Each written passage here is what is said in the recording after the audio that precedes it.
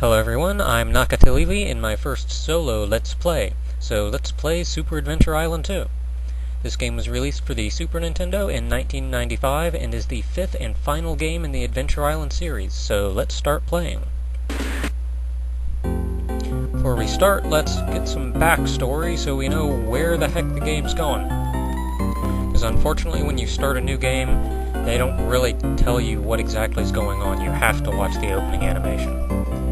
After a glorious wedding, Master Higgins and his pretty wife Tina were on their way to a romantic honeymoon. Out in the middle of the ocean on a very, very tiny raft.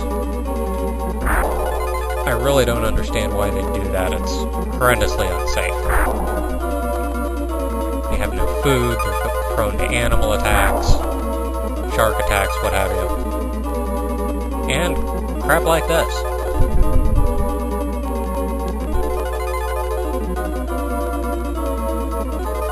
But from out of nowhere, a tropical cyclone broke through the seas and ripped the newlyweds apart.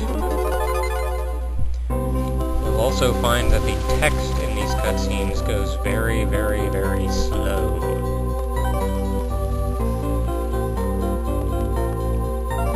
Well, at least Tina survived. Tina survived, but lay dazed on the island of Waku Waku. Her memory had completely vanished. Also notice all of the islands in this game have very odd names like that. Master Higgins had an equally rough time, being bounced around and drifting aimlessly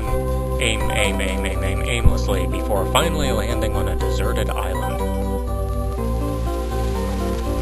Master lost his memory as well. They both lost their memory. That's one nasty wave if it caused both of them to lose their memory completely. His vision of Tina, all but a grain of sand on the vast beach before him. But being a great warrior, he set out to recover his past. Meanwhile, on the island of Waku Waku, there appears to be some form of celebration.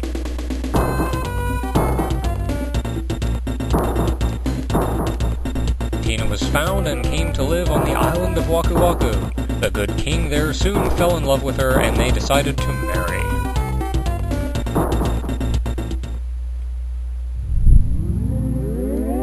But of course nothing ever goes according to plan.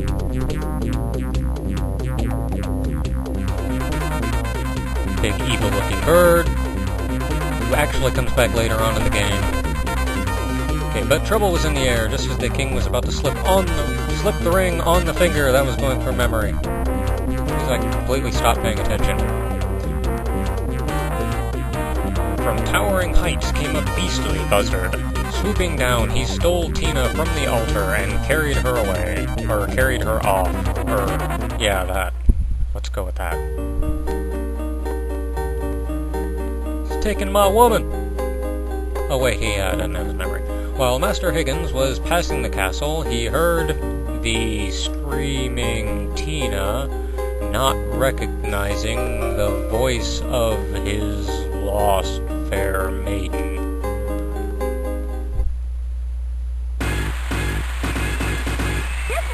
And thus the game begins. Let's see here, stereo, start adventure...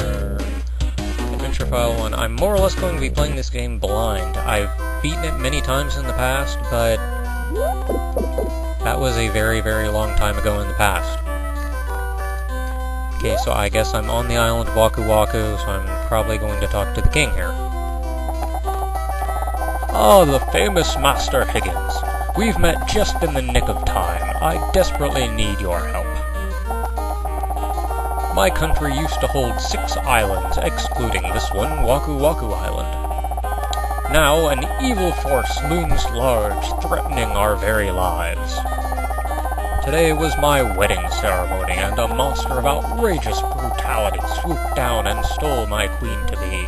Was it really that brutal when all he did was kidnap her? And like if he killed a few people, maybe? The princess is likely held in Poka Poka Isle, to the southwest of here. Now, move it! Quite demanding, isn't he? I'd like to come, but I'm committed to defending the castle. Or you're probably just a big wuss, as we could assume. Master Higgins, take these 100 coins for your arduous journey ahead. Is that really all he could spare? 100 coins will barely buy me anything.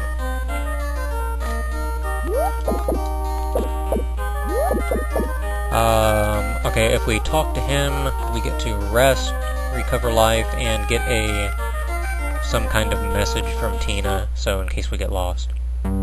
So, on to the world map! World map, bunch of islands, Waku Island in the middle.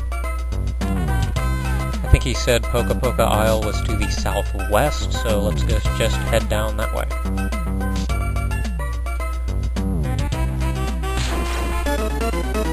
Yes, there are random battles, even though this is really all it is. Hate fish. Hate fish! Work your way off either side of the screen, and you can keep going.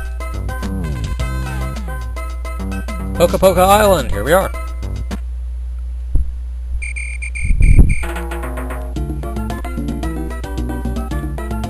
And from the start, this actually looks a great deal like all of the other Adventure Island games. Very soon now, though, we'll see that it is actually built far different. Oh, jeez! Yeah, it's actually built far differently. Most of the other Adventure Island games, well, all of them actually, were pure platformers. Whereas this game focused more on being an action-adventure type game. So you get power-ups as the game goes on, you get to explore, backtrack when necessary. Dead end. And you can't go underwater, I have to find some way to actually lower the water. Block I can't get through. A giant rock that I can't punch to death. That's gotta hurt his hand. Okay, and at the bottom. Okay, we got him over there, and spikes over that way. More of them electricity block things. Guess I should make them... aha! Take that. Here we are. Now you'll notice all of these blocks are now solid, so I can walk on them and do stuff. Let's see, this says... There are 5 switches: Moon, Star, Sun, Aqua, and Light. They can be found on all islands except Waku Waku and Fua Fua. Fua Fua, I'm pretty sure, is the very final island, which is, well, final island. Waku Waku being the main one. Stand on the switch and then squat down to turn it on or off. While the crystal shines, the blocks with the same symbol solidify. Yeah. I think we just figured that out. Aha, I don't have to fight you now. Let's go over this way. Up. Up. Oh, you little piece of crap.